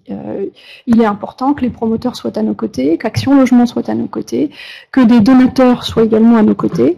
Tout cela se construira dans le temps, mais il nous semble que c'est aussi une façon avec l'OFS de construire un nouveau mode de support des politiques publiques de l'habitat en étant dans un partenariat public-privé. Alors, on était parti sur une fondation hébergée, sauf que le décret tel qu'il a été rédigé ne nous permet plus, puisque la Fondation Lille a d'autres activités aujourd'hui. Aujourd'hui, nous sommes sur une hypothèse d'association de préfiguration, c'est-à-dire de monter une association qui permettra de démarrer l'activité de l'OFS et qui, dès que ce sera possible, basculera vers le statut de fondation hébergée sous égide de la Fondation de Lille. Tout cela, c'est encore à l'étude, puisque nous devons valider certaines hypothèses. Nos partenaires aujourd'hui, ce qui ne veut pas dire qu'ils seraient tous dans la structure, mais ceux avec lesquels nous discutons, c'est bien entendu la Fondation de Lille, la métropole européenne de Lille, qui est partie prenante de notre démarche et qui d'ailleurs est le coporteur de l'étude confiée à Espacité, la Caisse des dépôts, qui est également coporteur de la démarche confiée à Espacité, l'établissement public foncier, la Fédération des promoteurs immobiliers, qui nous accompagne depuis le début, Action Logement, la Fondation Abbé Pierre avec qui nous discutons, le secteur bancaire également avec qui nous avons commencé à discuter. Voilà, l'émission, nous imaginons un EFS le plus léger possible. Et nous ne sommes pas dans le modèle du CMT avec un opérateur intégré, mais bien uniquement avec un EFS qui est le véhicule juridique de la dissociation foncière, à minima. Donc c'est tout ce qu'il a vocation à faire, pour l'instant en tout cas, et qui va travailler avec les opérateurs locaux en matière de construction de logements, de gestion également de tous ces logements-là, Donc les missions sont vraiment limitées à la mise en place du suivi des prestations d'accompagnement, à la perception des redevances, recouvrement en cas d'impayé, le suivi des agréments et des baux, gestion quand même d'un vivier d'acquéreurs, puisque comme il y a une obligation de rachat pour l'OFS, le mieux c'est qu'il ait quand même un vivier d'acquéreurs potentiel pour limiter les risques, parce que le business plan qui a été élaboré par Espacité démontre que le principal risque financier pour un OFS, c'est les obligations de rachat. C'est le rachat en pleine propriété des logements, puisque finalement le portage foncier en lui-même, compte tenu de tous les outils, mobilisation du prêt Gaïa, etc., devrait pouvoir fonctionner assez facilement, et vous avez vu que les missions sont très limitées.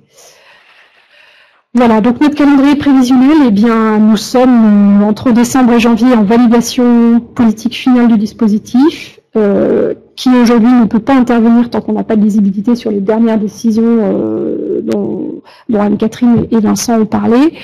Nous avons déjà commencé à sensibiliser les banques, mais pour retourner les voir une deuxième fois, il nous faut maintenant des dispositifs clarifiés, et notamment en termes de plafond de ressources, plafond de revenus. Est-ce qu'il y a ou pas accès au PTZ ou au prépass? Est-ce que les banques vont pouvoir aller chercher la garantie liée au prépass ou pas? Parce que ça a un impact important pour le montage des opérations. Et si tout cela, si nous avons des assurances et des garanties sur tous ces points-là, alors nous montrons notre dossier d'agrément. La ville de Lille envisage de délibérer en février et de déposer son dossier d'agrément dans la foulée auprès de la préfecture pour une constitution de l'OFS en mai-juin.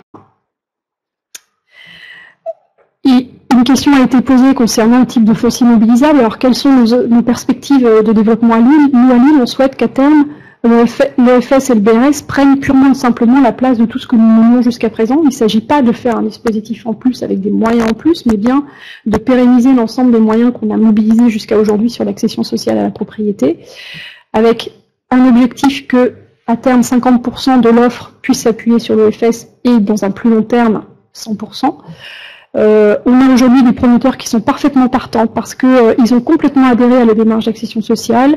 Les clauses antispéculatives leur posent des vrais problèmes d'application et ils pensent, pour un certain nombre d'entre eux, que finalement le fonctionnement sous le DRS est beaucoup plus sécurisant pour tout le monde, pour eux aussi en termes de commercialisation, parce que du coup, aujourd'hui, sur une même opération, on commercialise des logements à 2050-2400 euros du mètre carré et l'autre à 3005. Donc c'est vrai que ça leur pose aussi des difficultés en termes de gestion de la commercialisation. Et nous imaginons que, bien entendu, les charges foncières dédiées à la production d'accession sociale à la propriété en ZAC soient portées par l'OFS, les fonciers publics avec des cotes, bien sûr, des fonciers privés issus de dons, pourquoi pas.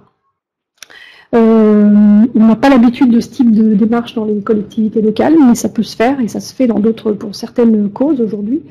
Les immeubles en recyclage, une question a été posée. On a toute une démarche, j'en parlais tout à l'heure, toute une démarche de requalification du parc ancien dégradé. On pense que la mobilisation de l'OFS sur ce produit-là est important, puisque ça nous permet de maîtriser dans la durée la vocation de ce patrimoine et son entretien. Et la vente HLM aussi, c'est un sujet qui est peu abordé, mais il y a à Lille des logements qui appartiennent à des bailleurs, qui soient ou non, enfin même non conventionnés, qui sont situés en plein cœur de ville, que le bailleur a pour projet de vendre, et nous, ça nous pose quand même un problème philosophique et éthique, c'est-à-dire de remettre... Ces logements se vendent, on a eu le cas il n'y a pas très longtemps, ils ont été évalués, ces logements ont été évalués à 2200 euros du mètre carré dans un quartier où on sait que ça vaut 4000 euros du mètre carré. Donc c'est quand même... même s'il y a des clauses antispéculatives dans la vente HLM, elles ont une durée de vie limitée, et nous, on pense que ces logements qui ont été financés avec de l'aide publique doivent rester abordables dans la durée. Donc on pense que ça peut être aussi un support de soutien de développement à l'accession sociale à la propriété pour cette vente HLM. Voilà, j'essaie d'être assez brève. Merci beaucoup. Alors il y a un certain nombre de questions qui sont arrivées pendant votre intervention, Madame Lucas. Alors la question de l'intégration des promoteurs, je pense que vous avez en partie répondu à cette question, mais peut-être y revenir un petit peu. Rien n'empêche à qui que ce soit d'entrer dans une fondation, hein, un promoteur. Alors, on n'imagine pas que ce soit les promoteurs individuellement qui rentrent dans la structure. Pourquoi? Parce que cela pourrait poser des problèmes juridiques à ces promoteurs qui, par ailleurs, pourraient être titulaires du bail. Et bon, ça pose quand même des problèmes juridiques fondamentaux. Donc on imagine plutôt la FPI, donc un représentant des promoteurs. Mais il nous semble important que les acteurs du logement soient partie prenante du dispositif et que ça ne soit pas qu'un dispositif public. Ce qui est intéressant dans la situation que vous avez présentée, puis je vais passer la parole à Anne-Catherine Ledeuf, mais c'est la mixité même de l'opération. Et c'est là où c'est intéressant parce qu'on voit bien que c'est un outil dans un contexte d'opération d'aménagement qui peut justement correspondre à ce que font pas mal de collectivités. Anne-Catherine, un complément sur ce point-là. Donc effectivement, rien n'interdit à des promoteurs ou des groupements de promoteurs d'intégrer la gouvernance d'un organisme foncier solidaire qui aurait été créé soit par une collectivité locale, soit par une coopérative ou un opérateur intégré au mouvement HLM, mais rien n'interdit non plus à un promoteur de créer son propre OFS, à charge pour lui de respecter les règles qu'on a indiquées tout à l'heure, c'est-à-dire la non-lucrativité. Pour un promoteur, très concrètement, c'est aussi pour eux le moyen d'accéder à du foncier, puisque et de faire son métier de promoteur et de retrouver ses marges financières classiques de promoteur. La seule chose, c'est que cet accès au foncier doit respecter ces règles de non-lucrativité, mais rien ne change, si je puis dire en quelque sorte, sur son métier initial de promoteur immobilier. Alors, autre question sur la thématique du prix à la revente. Peut-être qu'on peut y revenir. Je ne sais pas lequel d'entre vous trois veut répondre à cette question. Quelle modalité prévue pour limiter le prix à la revente? Ça a déjà été abordé en introduction. On peut y revenir. Deux mots d'introduction, et je pense qu'on pourrait illustrer la manière dont on travaille à Lille. Alors, deux choses. À la fois la fixation au niveau national de règles de plafond. Donc bien évidemment comme aujourd'hui sur le PSLA à la vente initiale et à la revente, et la fixation, enfin on l'espère, les choses sont en train de se caler au niveau local, à discrétion locale, de ce qu'on appelle des formules de revente, c'est-à-dire selon quelle modalité la réévaluation du bien et les conditions de revente vont pouvoir être mises en place. Et pour ça il y a différentes formules que nous on a pu étudier dans différents contextes, et y compris auprès de Lille, les formules qu'on dit de partage des plus-values, les formules de décote, c'est-à-dire comment on se positionne, y compris par rapport au prix du marché à la revente, des formules indexées sur des taux, c'est-à-dire au regard du prix initial, ce que je présentais dans mon schéma, mais hyper synthétique tout à l'heure, c'est-à-dire comment on fait évoluer le prix initial par rapport à des taux fixes ou des taux variables. Il y a vraiment une grande latitude possible de formules de revente qu'on peut imaginer localement, tout en s'inspirant également de ce qui a pu être fait à l'étranger, puisque là où on a un retour d'expérience, notamment sur ce qui se passe dans les community non-trust américains. Mais peut-être que ça serait intéressant de présenter concrètement comment Lille a statué sur ces différentes formules possibles et dans quelle philosophie ça s'inscrit. Alors effectivement, on a longuement débattu de cette question, puisque il y a trois approches possibles. Il y a une approche très administrative, très administrée, qui est plutôt l'approche retenue par le CLT de Bruxelles, par exemple, avec une formule d'indexation, etc., où il peut y avoir le prix initial assorti d'une formule de calcul ou d'un indice connu, type évolution du taux d'inflation, l'IRL, etc. Qui nous semble... la difficulté de ce type de formule, c'est que là, on part sur du très long terme. Il faut bien avoir en tête qu'il ne faut pas se tromper quand on va écrire le bail réel solidaire, parce que Anne-Catherine l'a bien indiqué tout à l'heure, le bail, il n'est pas réécrit à chaque mutation. Il est prorogé à chaque mutation. Donc on a à terme un bail qui pourrait quasiment durer 100 ans, 200 ans, voilà. Donc il faut prendre en compte des séries longues d'évolution des marchés immobiliers. Et c'est délicat de tout imaginer.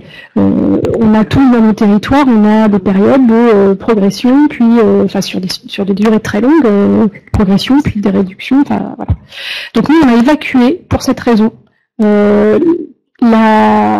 l'hypothèse de partir sur un indice d'actualisation, parce qu'on pense que sur des séries longues, on a trop de risques de déconnexion du marché.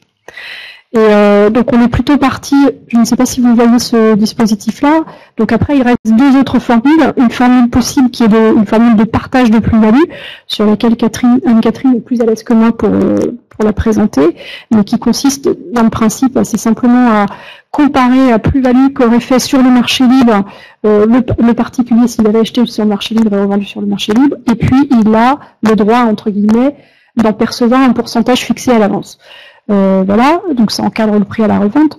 Et une autre formule qui a plutôt notre faveur à l'île, qui est, parce qu'on la trouve simple, qui est de s'adosser au marché. Parce qu'on se dit que finalement, dans les séries longues, c'est quand même ce qui pose le moins de problèmes. On considère qu'un bien vaut, alors je vais prendre le CRDP, la première opération que je vous ai présentée, elle va être revendue à entre 4 000 et 4 400 euros du mètre carré, voilà. Et en BRS, elle va être revendue à 2 100 euros du mètre carré. On est à 50% de la valeur de marché. Donc le principe, c'est de dire dans le bail que le bien peut être revendu à 50% de la valeur de marché. Étant entendu dès le départ que ce bien est vendu au premier acquéreur à 50% de sa valeur, il sera revendu au fur et à mesure à 50% de sa valeur. Ce qui permet de le maintenir toujours dans une décote proportionnée. Voilà. Cette formule a aussi des inconvénients. Voilà, c'est pas la formule idéale, mais elle nous semble relativement intéressante et elle présente l'intérêt, c'est ce que je disais tout à l'heure, d'intéresser aussi l'acquéreur à la conservation de la valeur de son bien, à la valorisation. Parce que s'il n'y a qu'une formule indexée, il n'est pas du tout intéressé à l'entretien de son bâtiment, puisqu'il est quasiment garanti du prix. Voilà, donc nous, c'est la raison pour laquelle on a choisi cette formule-là, et en plus parce qu'elle est simple à comprendre pour un acquéreur. Parce que quand on a des formules IRL, etc., l'IRL maintenant est relativement connu, mais c'est pas toujours simple. Là, au moins, c'est compréhensible, c'est facile à expliquer à une banque, c'est facile à expliquer aux particuliers, et il me semble que le deal est parfaitement entendable et compréhensible pour un particulier. C'est-à-dire, vous l'avez acheté à 50% de sa valeur, vous le revendrez à 50% de sa valeur. Et c'est normal et c'est légitime. Voilà, c'est pour ça qu'on a fait, le choix n'est pas complètement fait aujourd'hui, mais qu'on s'oriente plutôt vers ce type de formule. Et on l'a testé auprès des promoteurs. On a testé les différentes formules auprès des promoteurs et des commercialisateurs, et eux adhèrent plutôt à cette formule-là, parce que pour eux aussi, ça semble beaucoup plus facile, parce qu'il faut les vendre, les logements. Et il faut être capable de l'expliquer et de faire adhérer un acquéreur potentiel à ces nouvelles formules d'accession à la propriété. Et moi, j'ai une petite question sur une fois que le dispositif sera en place. Comment est-ce que vous allez choisir les ménages qui vont pouvoir bénéficier de ce dispositif? Parce qu'on est quand même sur des offres assez réduites. Donc comment est-ce que ça se passe? Est déjà mis en place une réflexion autour de ça? Oui, alors à Lille, la réflexion, on l'a eue il y a plusieurs années quand on a commencé à développer l'accession sociale à la propriété, puisqu'à partir du moment où les promoteurs peuvent sur le marché mettre ce type de produit, se pose la question de la sélection des candidats. Nous, on a pris le parti à Lille de ne pas entrer dans cette discussion-là. On considère que les logements sont mis sur le marché et que le promoteur a des conditions à remplir, mais que nous n'avons pas de légitimité à choisir les candidats.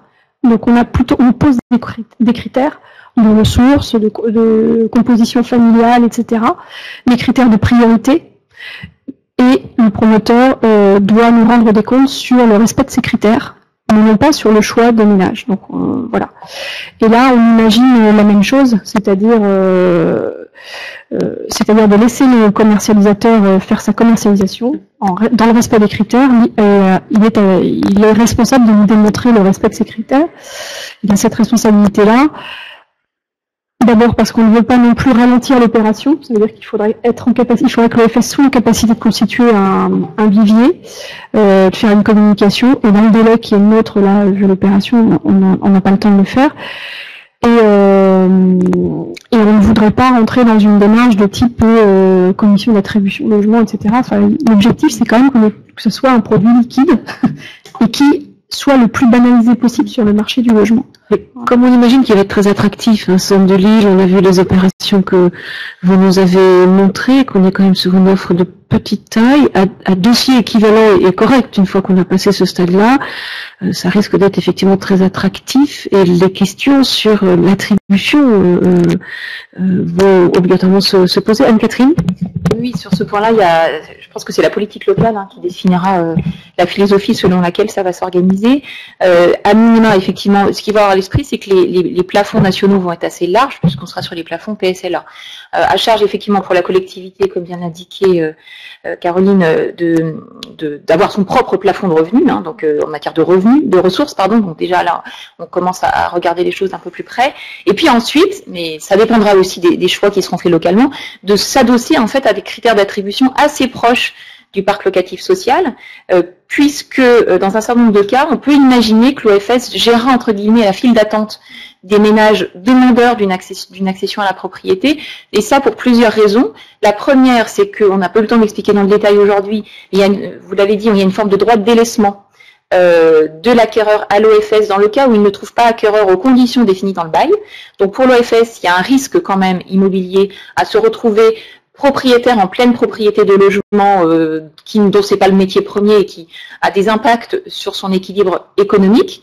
Donc il y a un intérêt de ce point de vue-là économique pour l'OFS à gérer en quelque sorte ses attributions de logement et à jouer un rôle d'agence immobilière et du coup d'agence immobilière à vocation sociale pour maintenir la philosophie générale du dispositif. Et ça peut aussi être un intérêt pour l'acquéreur aussi de garantir en quelque sorte la liquidité de son bien, c'est-à-dire qu'on leur dit vous achetez un produit en DRS, il y a des contraintes, mais on va vous aider à les revendre dans les conditions prévues par le bail et la politique locale.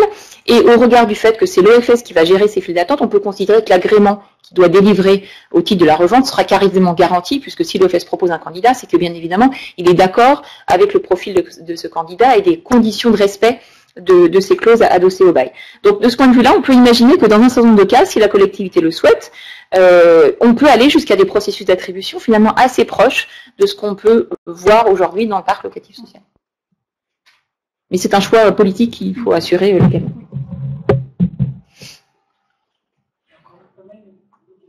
Sur la question de la gouvernance, alors, on en a fait pas mal. Moi, j'ai une question, d'autant qu'on épluche les questions qui tombent. J'en ai une, on voit bien l'intérêt du dispositif sur les secteurs très tendus, hein, avec l'effet prix qui est très fort. Sur les secteurs détendus, du coup, on se place sur un registre tout à fait différent. Est-ce que vous pouvez essayer d'apporter quelques arguments qui convaincraient les collectivités locales d'ouvrir ce chantier? Alors, je ne sais pas, Vincent peut-être oui, enfin c'est. Des centres-villes anciens, réinvestissement. Il y a un enjeu qui dépasse la question des organismes de foncier solidaire, c'est effectivement la reconquête des centres anciens ou des centres-bourgs et la reconquête par d'autres produits que le logement locatif social. Aujourd'hui, on sait à peu près en locatif social réinvestir ces endroits-là, mais si on veut réattirer une population complémentaire qui aujourd'hui est plutôt attirée par la périphérie, par les lotissements, par les maisons individuelles, il faut inventer une nouvelle démarche. Donc ça, c'est quelque chose sur lequel les coopératives HLM sont assez, en tout cas, mobilisées, mais c'est vrai qu'aujourd'hui, on manque d'outils, parce qu'autant pour le locatif social, il y a des produits financiers qui permettent d'absorber le surcoût de reconquête de ces espaces-là. En accession, on est sur le marché, grosso modo. Donc il y a une réalité, c'est la capacité à reconfigurer des produits attractifs à un prix abordable, et aujourd'hui, on n'est pas en situation de le faire. Donc, peut-être que l'organisme de foncier solidaire, par cette neutralisation du foncier, pourrait permettre d'atteindre cet objectif, mais on est quand même sur des zones qui sont assez peu tendues, donc où la part du foncier dans les opérations est relativement marginale, et donc retirer cet élément-là ne produira pas forcément n'aura pas forcément un effet solvabilisateur aussi important que ce qu'on pourrait imaginer. Par contre, c'est peut-être un moyen pour impliquer les collectivités locales, les amener justement à investir ce type de politique, en leur garantissant que les investissements qu'elles vont apporter pour permettre de régler l'équation économique compliquée de l'accession dans ce cas-là sera pérenne dans le temps. Et donc on voit peut-être effectivement que dans ce cas-là, l'organisme de foncier solidaire pourrait être un outil de reconquête de ces espaces-là. Compléter, effectivement, sur vous l'avez souligné, le principal avantage de ce dispositif, c'est de garantir l'abordabilité. Donc, dans des marchés où le sujet n'est pas celui-là, il faut se poser la question, avant de s'engager, de savoir si c'est le bon outil. Puisqu'il y a des secteurs où, au contraire, il faut donner quasiment une prime de risque aux accédants qui viennent. Donc, les priver de toute perspective de plus-value, limiter leur plus-value, c'est peut-être pas forcément la meilleure façon de s'y prendre. Néanmoins, puisque la question est posée sur les communes rurales et périurbaines de la métropole lilloise, nous, on travaille via la métropole. C'est plutôt la métropole lilloise qui est en première ligne, mais sur la question roubaisienne, puisqu'à Roubaix, il y a tout un dispositif dont vous avez probablement entendu parler, qui est le dispositif des maisons à 1 euro, et se pose la question de mobiliser l'EFS sur ces maisons-là. L'objectif n'est pas tant de garantir la question du prix, puisque ça, c'est réglé justement par la mobilisation de l'EPF, par d'autres biais, mais c'est de donner la possibilité de maîtriser ce qui va se passer, c'est-à-dire la qualité des travaux qui va être fait, la maîtrise dans le temps du devenir de ce bâti, qui ne repartent pas dans le marché des bailleurs indélicats et dans le marché locatif bas de gamme, etc. Donc c'est plutôt ça l'avantage dans des marchés de ce type-là, c'est comment on s'assure de la qualité des travaux réalisés, puisque le bail va permettre de qualifier ça. Une fois que vous avez vendu, ou même dans un bail amphithéotique, vous ne maîtrisez pas la qualité des travaux réalisés, alors que dans le bail réel solidaire, vous avez le moyen de le faire. Donc c'est plutôt pour la maîtrise du devenir du bâtiment que ça peut être intéressant. Mais s'il n'y a pas cet avantage-là, il n'y a aucun intérêt à mettre en place un organisme foncier solidaire sur un territoire qui n'est pas tendu. Juste peut-être 2 précisions par rapport à ça. Effectivement, sur cette notion de sécurisation immobilière, en quelque sorte, on peut considérer qu'on fait rentrer dans le secteur administré des produits qui, jusqu'à présent, au maximum 10 ans, rentrent dans le caractère totalement non régulé des pouvoirs publics. Donc là, vraiment, cette notion d'administration de ces ensembles immobiliers, au départ imaginée dans un but antispéculatif, mais qui a des résonances très fortes sur plein d'autres sujets. Je reviens sur la question de la possibilité d'interdire le statut de propriétaire bailleur. C'est extrêmement puissant dans les secteurs dans lesquels on a vu, dans un certain nombre de cas, notamment sur les projets en renouvellement urbain, des ensembles immobiliers qui, dès le départ, sont rentrés dans des phénomènes de marchand de sommeil parce que c'est des petits propriétaires qui souhaitaient, dans un but spéculatif, maximiser leur rente financière. Là, c'est un modèle qui, de ce point de vue, est extrêmement puissant et qui, finalement, dépasse tous ces enjeux antispéculatifs sur lesquels on a beaucoup insisté aujourd'hui, parce que c'est la philosophie de départ du modèle, mais qui n'est pas exclusivement liée à ça. Deuxième petite précision, mais je ne veux pas être trop technique, la minoration des prix n'est pas directement liée au coût du foncier.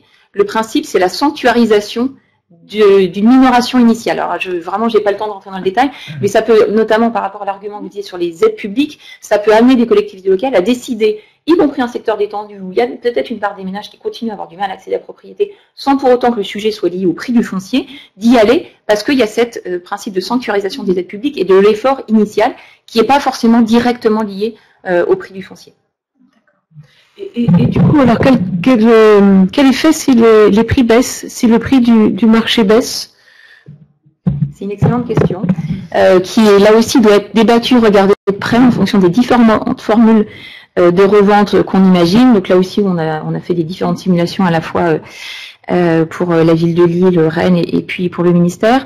Il y a deux choses à regarder, c'est à la fois pour les ménages, qu'est-ce que ça implique, et là peut-être que c'est intéressant que vous regardiez, enfin, vous nous disiez quelle philosophie vous suivez de ce point de vue-là par rapport à la prise de risque que implique toute acquisition immobilière pour un ménage, mais aussi pour l'organisme de foncier solidaire, au travers toujours de ce droit de délaissement, dans lequel, en cas de marché baissier, qu'est-ce que ça donne si le ménage demande à l'OFS d'acheter son bien. Voilà, c'est de ce sujet-là qu'il s'agit d'anticiper, à la fois pour le ménage et pour l'OFS, qui en dernier recours se porte acquéreur de ce logement. Nous, on s'est posé la question, et c'est aussi ce qui nous fait choisir la formule de revente assise sur le marché, sur la valeur de marché, parce qu'il nous semble que c'est aussi un partage de risque entre l'acquéreur et l'OFS. L'acquéreur, il reste acquéreur. Enfin, il n'est pas question de sécuriser à 100% toute son accession à la propriété, parce que à partir du moment où il rentre sur le marché, enfin, c'est le cas de n'importe quel acquéreur. Quand il achète un produit libre, il prend un risque sur la revente. Là, le risque, il est partagé entre l'OFS et l'acquéreur, puisqu'il y a un partage de valeur dès le départ. Alors, une autre question, est-ce que la redevance pourrait comporter une provision pour gros travaux? Après, enfin là, sur le principe, il n'y a pas d'obstacle. Après, si on est dans le régime de la copropriété, la loi Allure prévoit déjà quand même la mise en place d'un fonds de travaux. Donc, est-ce qu'il faut doublonner ce dispositif par une part de redevance qui constituerait une deuxième un fonds de réserve travaux?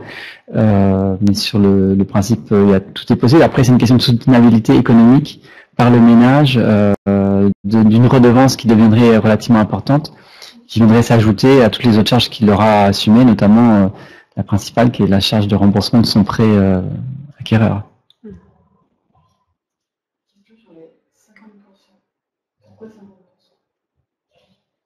Alors, je lis la question. Vous considérez que le foncier est 50% de la valeur du bien et le bâti pour les 50% restants.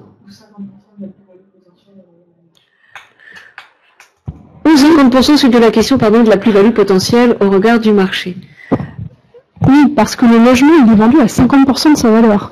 Pour l'exemple que j'ai pris, ce ne sera pas le cas partout, mais pour l'exemple que j'ai pris, on sera à peu près à ce niveau-là. Ça veut donc dire que la valeur du foncier, et quand je parle de valeur du foncier, je l'entends au sens de valeur marché, intégrant aussi le facteur localisation. C'est pas le prix de revient du foncier, c'est pas le coût d'achat par l'opérateur du foncier, ce sont des notions différentes, c'est bien la valeur du foncier.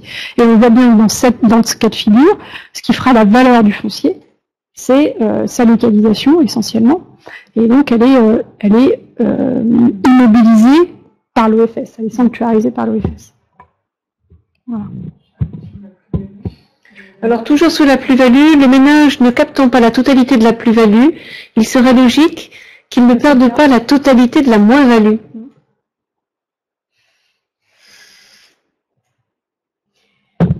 Là, c'est vraiment un choix politique. Donc, je ne sais pas quelle institution représente Monsieur Gérard, mais on voit bien que, en tout cas, pour ce qu'on imagine du cadre législatif qui est attendu pour la rentrée, beaucoup de latitudes seront réservées au niveau local. Donc, c'est vraiment au choix de l'OFS et de la gouvernance de l'OFS et notamment de la collectivité, si c'est elle qui le crée, de décider, d'arbitrer de la philosophie selon laquelle elle souhaite gérer à la fois ces notions de plus-value en cas de marché haussier et de partage de risque ou de minoration d'un risque éventuellement en cas de marché baissier. C'est vraiment, il y a vraiment une grande latitude à avoir à ce titre-là. Donc, et on peut imaginer que les premiers modèles qui sortiront au niveau national seront assez différents.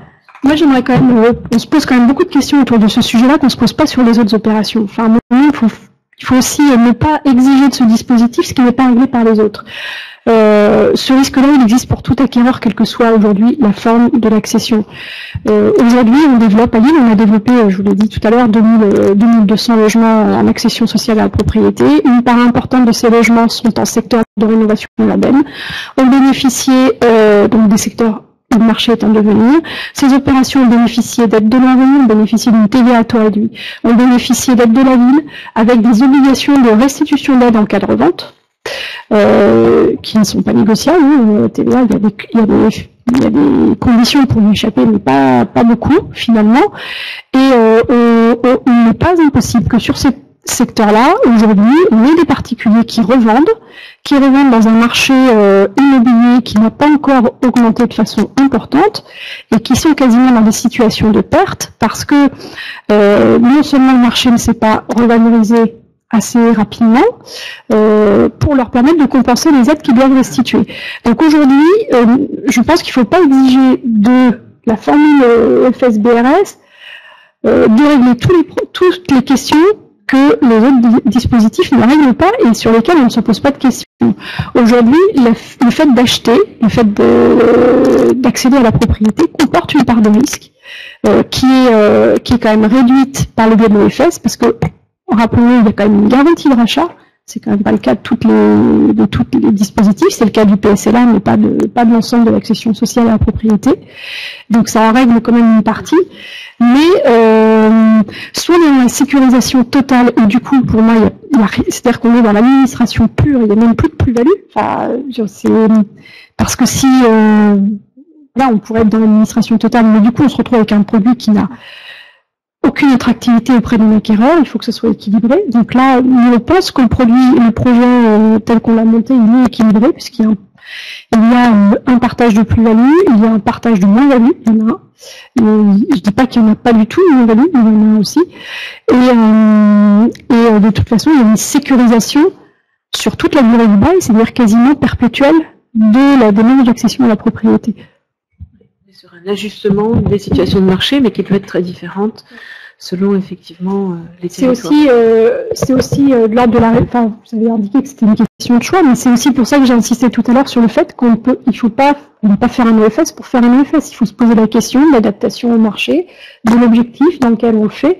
Il y a des situations pour lesquelles ça n'est pas adapté. Et voilà, il y a quand même... L'EFS devra à chaque fois analyser, opération par opération, le risque qu'il prend, le risque qu'il fait prendre éventuellement aux acquéreurs successifs, et puis de toute façon un notaire avisé, un banquier avisé l'analysant ce risque-là.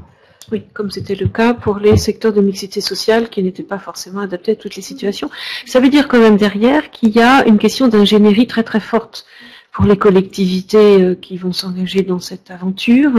Alors, vous essuyez les plâtres en quelque sorte, donc ça fait un moment que vous êtes sur les différents méandres juridico-administratifs de ce dossier.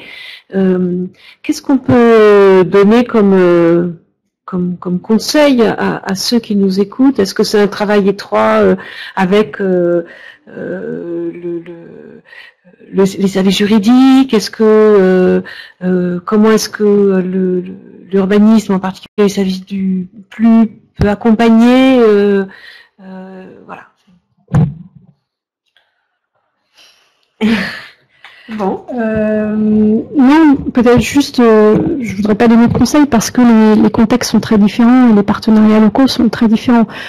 J'ai insisté sur ce point-là tout à l'heure. On a d'emblée travaillé avec les promoteurs et les bailleurs sociaux, l'EPF, la métropole, les aménageurs. Quand on est allé voir le CLT de Bruxelles, on y était tous. Donc c'est-à-dire que dès le départ, on a travaillé ensemble et on a tout ce que je vous ai indiqué sur nos orientations en matière de calcul de formules de prix de revente, etc. Ce sont des choses qu'on a construites avec tous ces acteurs-là. Il faut être bien intégré dans son partenariat local. Et nous, c'est le choix qu'on a fait, c'est-à-dire de s'adosser à ce qui fonctionne aujourd'hui localement et de ne pas reconstituer à partir de zéro un dispositif complet. Les notaires, ils sont à nos côtés aussi depuis le début, puisque ils ont participé à la rédaction des amendements, de l'ordonnance. Complément de ce qui est dit, en ce qui nous concerne, on est donc convaincu de cet outil-là. Effectivement, il faut qu'il y ait un écosystème local qui se mette en place et que tout le monde soit bien au même niveau et aille dans le même sens. Donc on voit bien qu'il y a des collectivités qui ont la dimension et la taille suffisante pour avancer. Il y en a d'autres qui sont peut-être un peu moins aguerris ou ont peut-être plus de difficultés. Donc il faut qu'il y ait aussi un dispositif d'accompagnement qui se mette en place. En tout cas, nous, au niveau de la Fédération des COP HLM, on a pris la décision il y a quelques mois de mettre en place une boîte à outils à disposition de nos adhérents pour qu'ils puissent eux-mêmes se faire le relais de cette construction-là auprès de leurs élus locaux et des techniciens territoriaux qu'ils peuvent rencontrer pour les amener à comprendre comment ça fonctionne et à mettre en place, si besoin, ce type d'outils sur leur territoire. Oui, parce que le caractère pérenne de l'aide apportée est un argument très très fort pour les élus locaux, bien évidemment. Hein. Et puis par ailleurs, on imagine bien que ce dispositif a d'autres potentialités qu'on ne connaît pas encore, compte tenu de son inscription dans la durée. Notamment sur le locatif. Oui, une dernière question, il y en a deux en fait. Les notaires se sont-ils exprimés dans l'ensemble de ce dispositif? Je crois que là on a la réponse avec ce que nous a expliqué Caroline Lucas. Et puis avec même l'OFS, les règles peuvent-elles être différenciées selon les opérations? Ça c'est intéressant comme question. Oui. La réponse est oui. Si je dois faire court, oui, tout à fait. Donc les règles peuvent être différentes selon, au regard de ce qui sera inscrit dans les baux. Donc en fait, les baux peuvent avoir une logique très différente selon les secteurs de marché et les secteurs urbains sur lesquels on travaille. Donc, si je caricature, chaque opération peut avoir des règles différentes. À la discrétion de la réalité locale, de la nécessité ou pas de mettre en place des règles différentes, des expériences aussi qu'on verra à la pratique, puisqu'on voit bien, ne serait-ce que sur la formule de revente, le caractère un peu boule de cristal que ça peut avoir sur l'évolution des marchés. Tout ce qui est important, c'est de garder une certaine souplesse et de permettre à l'OFS justement d'être réactif et à l'expérience faisant, chemin faisant, d'adapter ces dispositifs. Je vais peut-être répondre à une autre question qu'on n'a pas forcément vue, qui était aussi de M. Cassia, sur la question de l'OFS limitée à une seule opération. Donc très clairement, les textes ont été élaborés pour mettre en place un OFS qui aurait de multiples opérations, et deviendrait un opérateur foncier de long terme sur son territoire. Après, me semble-t-il, les textes n'interdisent pas de limiter un OFS à une opération. Après, il faut voir les conséquences que ça peut avoir, parce que l'OFS en tant que tel est agréé par le préfet, a des obligations de restitution au préfet, donc il y a un certain nombre d'obligations qui peuvent entraîner des frais. Donc c'est un sujet qui mériterait d'être investigué, mais rien n'interdit, mais ça n'a pas été prévu pour ça.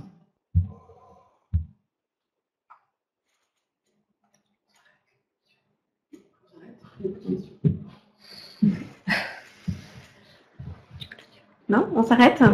Alors il n'y a plus de questions, donc on va s'arrêter. Merci beaucoup à tous pour les intervenants évidemment, et puis aux auditeurs également, et puis à bientôt pour la prochaine webconférence qui aura lieu donc le 26 janvier sur le thème de la compétence habitat. À très bientôt.